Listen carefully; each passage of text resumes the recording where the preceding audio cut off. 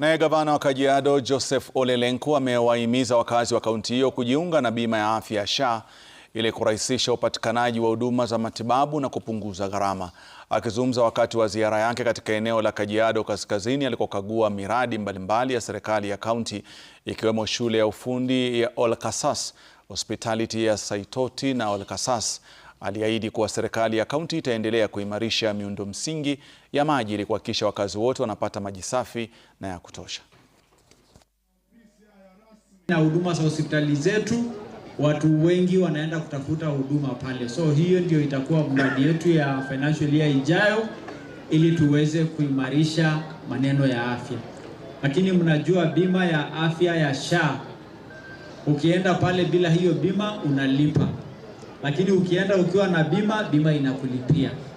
Tunaona sasa zaidi ya 10,000 cubic meters ama hata zaidi inapatikana kwa sababu ya maji yetu ya Ndakaine kutoka Nairobi.